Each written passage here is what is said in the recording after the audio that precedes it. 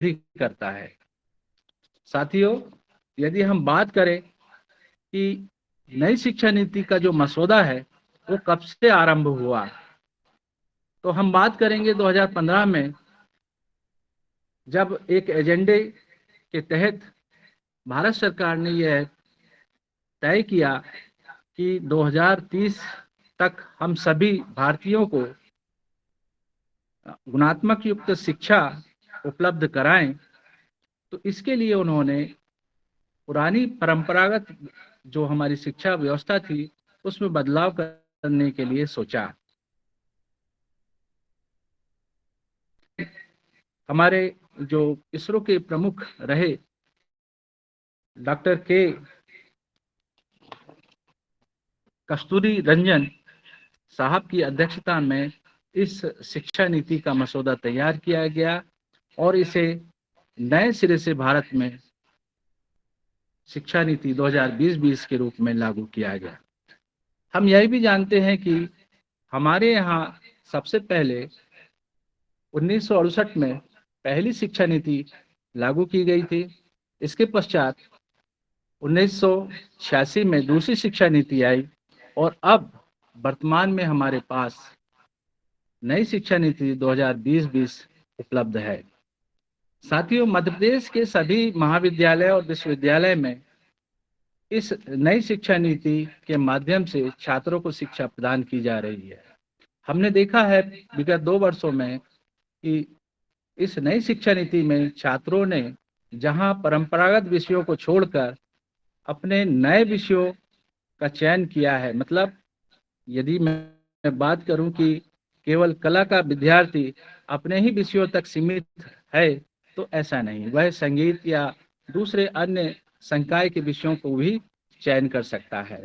इसी तरह गणित और विज्ञान के विद्यार्थी अपने मूल विषयों के साथ साथ वह कला और वाणिज्य के विषयों का भी अध्ययन कर सकता है।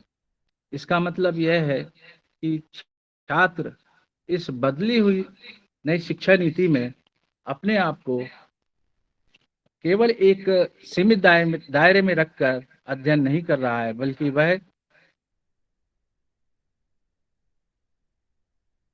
यह पसंद है, दूसरे संकाय के जो विषय पसंद है उन्हें वह चुन रहा है। तो इस तरह हम यह कहेंगे कि नई शिक्षा नीति छात्रों में उनके कौशल विकास और उनके ज्ञान वृद्धि के लिए बहुत आवश्यक है और यह छात्रों को क्रिएटिव बनाती है। तो मैं अपनी बात को यहीं समाप्त करता हूं। अपनी बात कहने के लिए मुझे जो समय दिया गया है उसमें अपनी बात को समाप्त कर मैं आगे अपने जो अन्य वक्ता हैं उन्हें अवसर दूंगा। धन्यवाद। जय हिंद, जय भारत।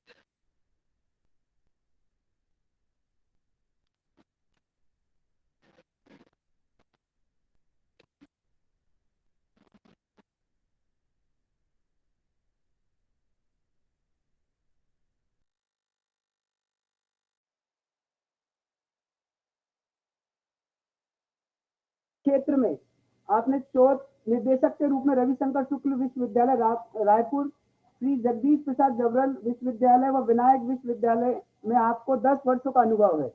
अब तक आपके 91 रिसर्च पेपर, 10 बुक व 5 आर्टिकल का प्रकाशन हो चुका है।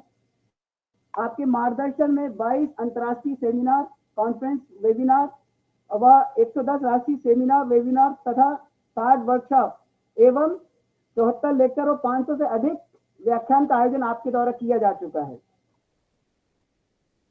इसके अतिरिक्त आपकी एडिटरशिप में आप एडिटर भी रहे हैं general research fund Sanchi Digvijay Mahavidyalaya Rajendragaon तथा प्राची पत्रिका सांची सोसाइटी स्नातकोत्तर महाविद्यालय रायगढ़। साथ ही आप मेंबर है international advisory board, SRF international research journal book publication house, social house management welfare association Jabalpur. आपको भारतीय दलित साहित्य अकादमी द्वारा भीम चेतना अवार्ड से भी आपको सम्मानित किया जा चुका है तथा नेशनल फूले टैलेंट रिसर्च अकादमी द्वारा आपको Mahatma Phule talent research national award 2015 में आपको सम्मानित किया जा चुका है। साथ ही छत्तीसगढ़ अनुसूचित विकास परिषद द्वारा संत शिरोमणि गुरु रविदास सामाजिक चेतना एवं दलित उत्थान सम्मान आपको प्राप्त हुआ है। आपका जो अनुभव है सर उसके लिए हमारे पास समय कम है, इसलिए इसी क्रम में मैं आपको पुनः आमंत्रित करना चाहता हूँ। वेरी रिस्पेक्टेड तांडेकर सर, आप अपने उद्बोधन के लिए प्रस्तुत। धन्यवाद आप सभी को, और विशेष रूप से आज के इस बहुत महत्वपूर्ण और सामायिक विषयों पर जो एक दिवसीय ऑनलाइन वेबिनार का आयोजन हो रहा है, इसके लिए मैं संस्था के सम्मानीय प्राचार्य महोदय डॉक्टर वाई के शर्मा सर को विशेष रूप से उनका आभार व्यक्त करूंगा कि आपके निर्देशन में, मार्गदर्शन में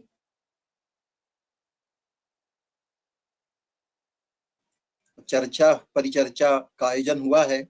इस वेबिनार के जो संयोजक है, कन्वीनर है मेरे अनुज डॉक्टर अशोक तांडेकर जी, को कन्वीनर मेरे साथी भाई डॉक्टर पी अजवानी साहब जो एचओडी भी हैं कॉमर्स के, मैडम संगीता वाशिंगटन जी एचओडी ज्योग्राफी,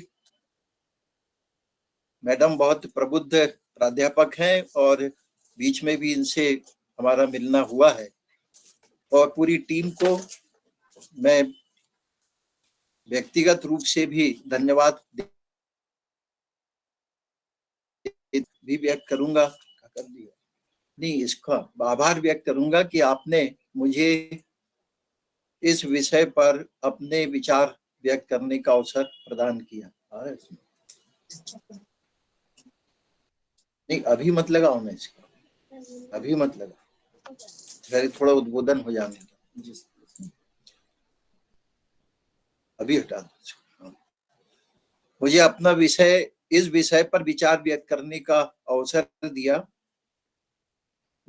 मैं बहुत ज्ञानी प्राध्यापक तो नहीं हूं, लेकिन नई राष्ट्रीय शिक्षा नीति आप और हम अपने अपने महाविद्यालय प्रदेश में संचालित कर रहे हैं।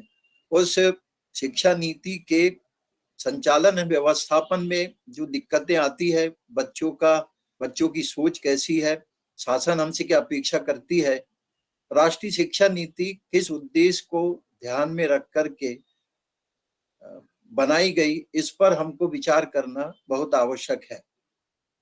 अभी हमने आज के हमारे एक विषय विशेषज्ञ हैं जिनके व्याख्यान को सुनने का अवसर मिला, subject expert doctor Abhishek Kumar Singh ji, वो शायद बता रहे थे कि वो बहुत व्यस्त हैं, इसलिए किसी और कार्यक्रम में उनको जाना था।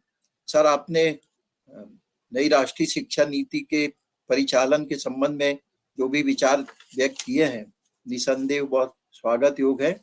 मैं अपने साथियों जो भी इस वेबिनार में जुड़े हैं, प्राध्यापक, विद्यार्थी, शोधार्थी, उन सबको समाहित करते हुए राष्ट्रीय शिक्षा नीति की अवधारणा से लेकर वर्तमान में जो मूल विषय आपने रखा है, कौशल आधारित शिक्षा और रोजगार के आयाम, बहुत ही शानदार विषय का आपका चयन है, क्योंकि राष्ट्रीय शिक्षा नीति का उद्देश्य ही है रोजगार पलक और कौशल आधारित शिक्षा। जब तक हम विकसित नहीं करेंगे तब तक आज वर्तमान परिवेश से हम बाहर नहीं निकल पाएंगे।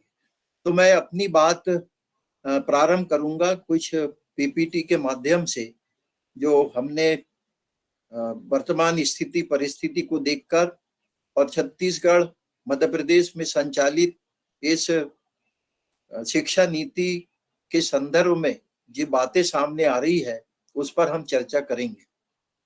जैसे प्राचार्य महोदय ने बताया कि मध्य प्रदेश पहला प्रदेश है देश में जिन्होंने राष्ट्रीय शिक्षा नीति की अवधारणा को क्रियान्वित करने का प्रयास किया। निसंदेह यह स्वागत योग्य है, और अभी तक हर प्रदेश में शायद ये प्रारंभ हो जाना चाहिए।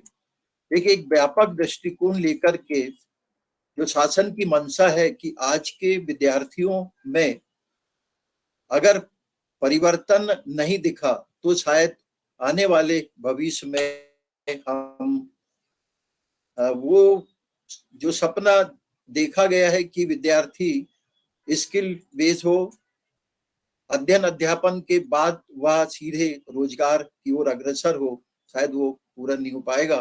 तो मैं ये भी बताना चाहूंगा कि छत्तीसगढ़ सरकार ने, उस शिक्षा विभाग ने छत्तीसगढ़ के मात्र 8 स्वशासी महाविद्यालयों में वर्ष 2022-23 से राष्ट्रीय शिक्षा नीति की अवधारणा को क्रियान्वित करने का आदेश जारी किया। और उसी कड़ी में मैं जिस महाविद्यालय में अध्ययनरत हूँ, शासकीय दिग्विजय स्नातकोत्तर स्वशासी महाविद्यालय, तो हमने अभी तक 2 सेमेस्टर की परीक्षाएं पूर्ण कर ली है और विद्यार्थी तृतीय सेमेस्टर में अभी प्रवेशित है। तो इन 2 सेमेस्टर की परीक्षाओं और राष्ट्रीय शिक्षा नीति की अवधारणा को कितना प्राप्त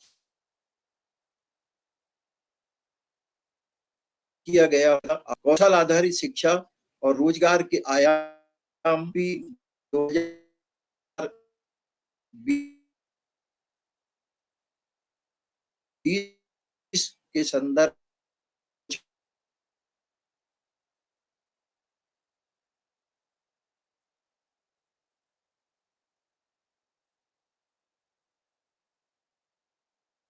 दिनों से जो शिक्षा का पैटर्न चल रहा था, उसे अचानक बदलकर एक नए स्वरूप में हम इसे क्यों ढालने का प्रयास कर रहे हैं। तो मैं चाहूंगा साथियों कि नई शिक्षा नीति क्या है, इस पर जो बातें डॉक्टर के अशोक तांडेकर जी ने उस पर फोकस किया था कि इसरो के जो पूर्व प्रमुख डॉक्टर कस्तूरी रंजन की अध्यक्षता में भारत की शिक्षा नीति में परिवर्तन के लिए एक नेशनल एजुकेशन पॉलिसी 2020 बनाई गई।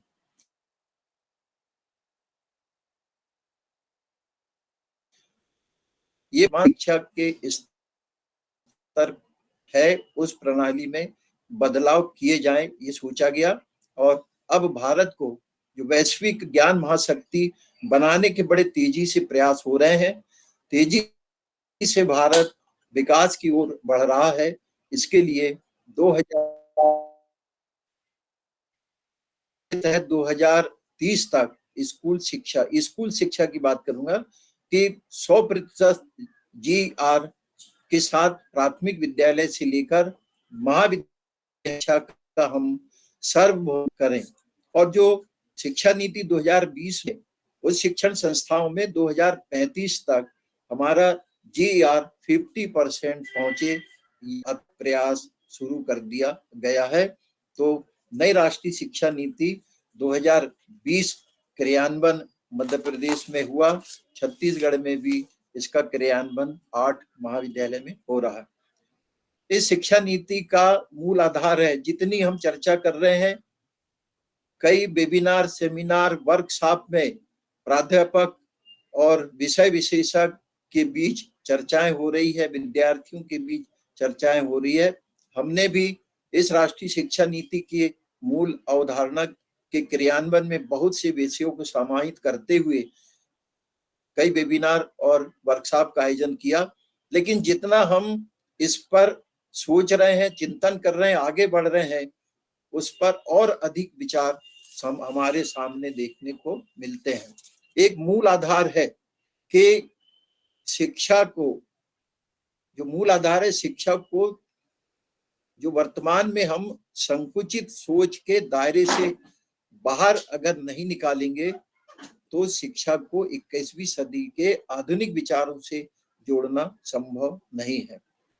संकुचित दायरे से हमको बाहर निकलना होगा। आज जितनी भी बहस हुई है, जो हमारे विषय विशेषज्ञ ने बहुत सारी बातें कही है, उस सब का सार यही है कि प्राध्यापक हो, विद्यार्थी हो, शोधार्थी हो, वैज्ञानिक हो, इन सब को इस संकुचित सोच से हम बाहर निकलेंगे तो नए विचारों से हम लोगों को जोड़ सकते हैं। कि आज ये कहा जाता है कि बाजार में वही टिकेगा बाजार में टिकेगा वही जो ये कहना चाहिए कि समस्त योग्यताओं से परिपूर्ण होगा, अर्थात वही बिकेगा जो बाजार में टिकेगा। शिक्षा व इनोवेशन भविष्य की बुनियादी है। शिक्षा नीति अब मातृभाषा में भी पढ़ाई के रास्ते खोल रही है। अभी एक ही सोच और विचारधारा विद्यार्थियों में है कि किसी भी तरीके से डिग्री प्राप्त करें, पढ़ाई करें, और सिर्फ शासकीय नौकरी से ज्यादा विद्यार्थी नहीं सोच रहा है। आप देख रहे हो कि इसी सोच के दायरे से बाहर नहीं निकलने पर एक बहुत बड़ी बेरोजगारों की फौज हमें देश में दिखाई देती है कि मात्र पास होना पर्याप्त नहीं है। जो तुलनात्मक अध्ययन बहुत आवश्यक है कि 1986 की जो शिक्षा नीति का पैटर्न था 10+2 पर था, लेकिन अब मानव संसाधन विकास मंत्रालय ने जो शिक्षा नीति का कॉन्सेप्ट तैयार किया कि अब ये 5+3+3+4 की ये शिक्षा पद्धति अब लागू हो रही है। इसमें आप देख रहे हैं कि आपके सामने मैंने जो प्रदर्शित किया है कि 6 से 16 तक और 16 से 18 वर्षों तक की जो शिक्षा नीति 2086 थी, अब वो बदलाव होकर के उसमें भी अमेंडमेंट हुआ। कला वाणिज्य विज्ञान विषयों का पृथकीकरण था, अब मल्टी डिसिप्लिनरी एजुकेशन की हम बात कर रहे हैं। बहुविषयक विषयों के अध्ययन को सम्मिलित करने की बात कर रहे हैं, जिससे समग्र शिक्षा का हमारा जो कॉन्सेप्ट है वो पूर्ण हो सके। पहले व्यावसायिक शिक्षा का अध्ययन आवश्यक नहीं था, लेकिन 6 से 8वीं कक्षा से ही इसे जरूरी कर दिया गया, और जो महाविद्यालय स्तर पर आएंगे उस पर जो परिवर्तन आप देख रहे हैं कि नई शिक्षा नीति 4th ईयर स्नातक पाठ्यक्रम 86 में वह 3 वर्षीय पाठ्यक्रम था, और अब 4 वर्षीय स्नातक पाठ्यक्रम के बाद 1 वर्षीय स्नातकोत्तर पाठ्यक्रम की ये संकल्पना नई शिक्षा नीति और पुरानी शिक्षा नीति का हम जो अध्ययन कर रहे हैं उससे स्पष्ट है। मैं इसलिए बता रहा हूं कि हमारे सभी प्राध्यापक, प्राचार्य सभी नई शिक्षा नीति के कॉन्सेप्ट को पूरी तरह क्रियान्वित करने का लगातार प्रयास कर रहे हैं। इस नीति के 4 चरण हैं।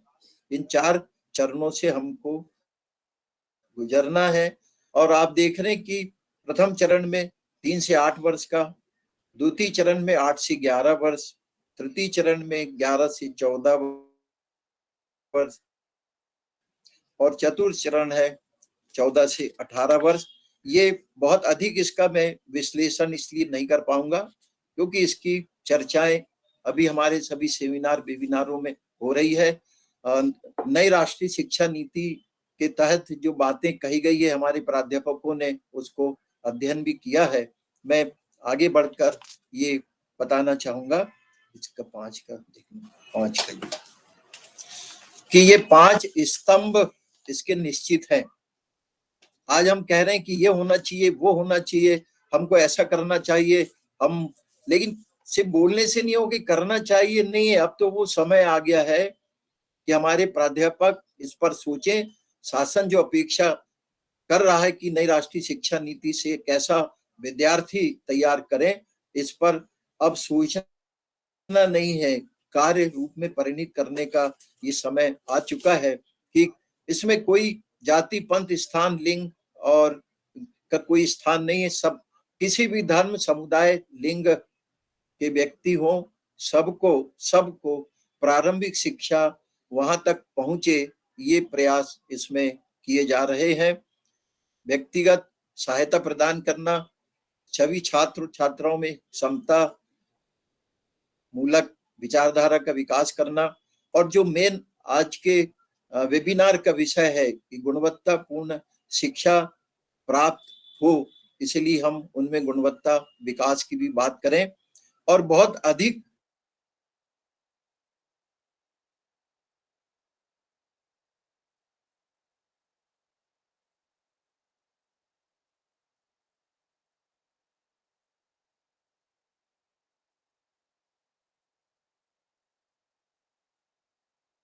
कि विद्यालयों में ये जवाबदेही ठहराना बहुत आवश्यक है और जो नीतियों का, प्रक्रियाओं का क्रियान्वयन, ये भी इस राष्ट्रीय शिक्षा नीति का महत्वपूर्ण अंग है। इस प्रकार हम कह सकते हैं कि नई राष्ट्रीय शिक्षा नीति के माध्यम से भारत के युवाओं में एक कौशल से परिपूर्ण मानव शक्ति के रूप में उसमें भी समाहित किया गया। व्यावसायिक शिक्षा और डिजिटल शिक्षा को बढ़ावा देना यह महत्वपूर्ण है। आज आप देख रहे हैं कि बेहतर जॉब के लिए जरूरी है डिजिटल स्किल। 86% भारतीय कैरियर को लेकर चिंतित है। डिजिटल स्किल न होने के कारण ये रोजगार के लिए चिंतित है कि ज्यादातर नौकरियों में अब डिजिटल स्किल को प्राथमिकता मिल रही है। अच्छी बात है कि इन स्किल को सीखने के लिए आपको कोई प्रोफेशनल कोर्स नहीं करना होगा। आप विभिन्न वेबसाइट की मदद से खुद ही सीख सकते हैं। तो इस पर भी इसमें ध्यान दिया जाना इसका उद्देश्य है। जो ड्रॉप आउट बच्चों की संख्या बढ़ रही है उसे कम किया है और भारत के युवाओं को समावेशी, समान गुणवत्ता वाली शिक्षा सुनिश्चित करें। अगर ये उद्देश्य को हम प्राप्त करते हैं तो आज का यह वेबिनार जो एक विषय को लेकर रखा गया है वो वास्तव में पूर्ण रूप से सार्थक सिद्ध होगा। ऐसा मेरा विचार है कि ये उद्देश्य परक शिक्षा नीति के क्रियान्वयन पर हमको ज्यादा ध्यान देने की आवश्यकता है। इसमें कुछ विजन निर्धारित, हमारे कुछ विजन भी है नई शिक्षा नीति के कि कैसा विद्यार्थी, हम कैसा स्किल